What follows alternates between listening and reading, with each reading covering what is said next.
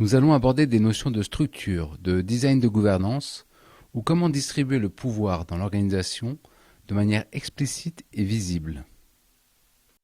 La structure présentée ici se veut organique, c'est-à-dire inspirée des structures naturelles existant dans le monde vivant.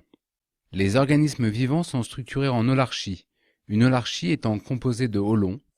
Le hólon et l'unité de base qui, associée à d'autres, forment des unités plus complexes, c'est-à-dire que chaque niveau de la structure inclut et transcende le niveau précédent, un peu comme des poupées russes. Exemple.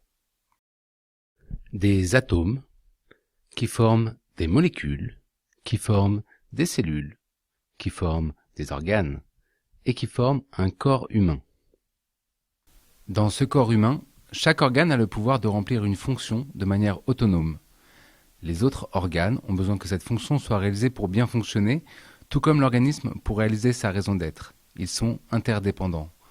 Aucun organe n'a le pouvoir sur les autres, et ils sont tous au service d'une même raison d'être. Un autre exemple d'holarchie serait les lettres, qui forment des mots, qui forment des phrases, qui forment des paragraphes, qui forment des chapitres. Dans la structure de gouvernance organique présentée ici, les hólons qui constituent l'holarchie sont les rôles et les cercles. Un rôle peut être structuré en cercles. Un cercle est composé de rôles et pas de personnes. Un cercle contient donc des rôles et éventuellement des sous-cercles, qui eux-mêmes contiennent des rôles et d'éventuels sous-cercles. Le cercle général de l'organisation est donc la poupée russe qui inclut et transcende tous les rôles et sous-cercles de l'organisation.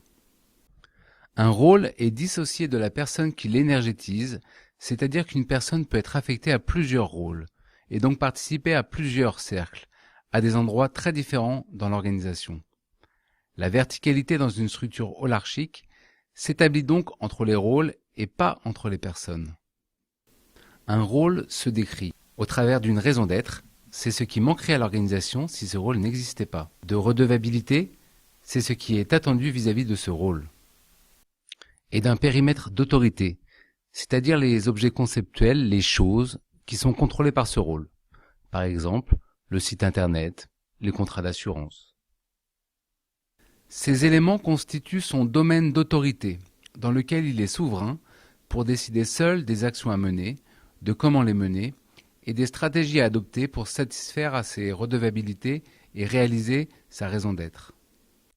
Ce domaine d'autorité est défini par le cercle auquel il appartient, lors des réunions de gouvernance qui seront vues dans le module suivant. Ainsi, le rôle est souverain, dans un domaine d'autorité décidé avec les autres rôles du cercle. Exemple.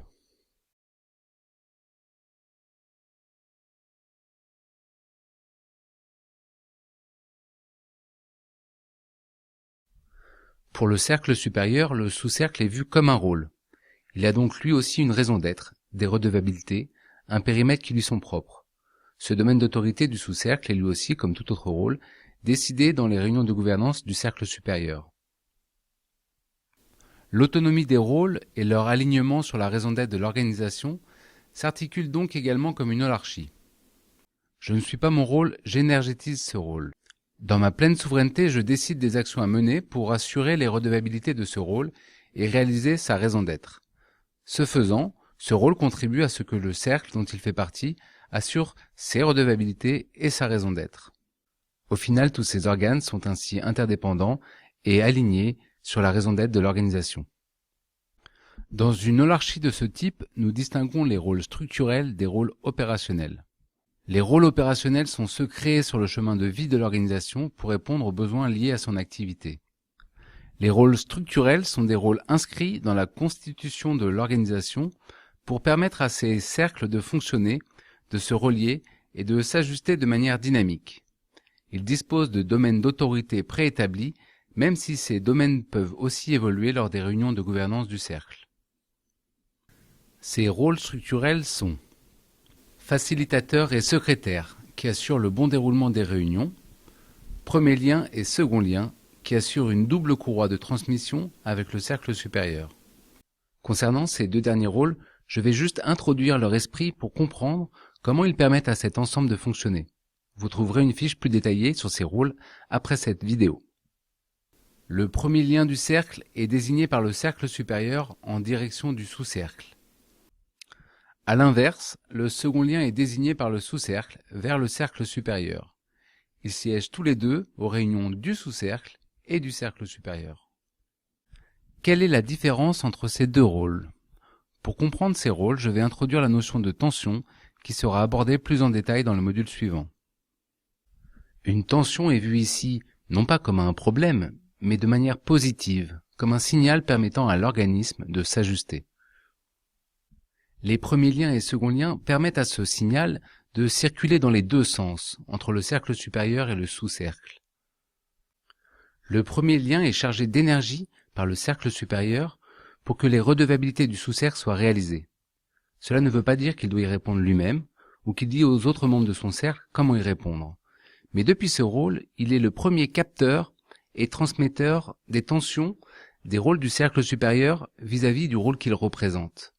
Rappelons ici que même si ce rôle est structuré en cercle, il est considéré comme un rôle pour ce cercle supérieur, et il est incarné par ce premier lien.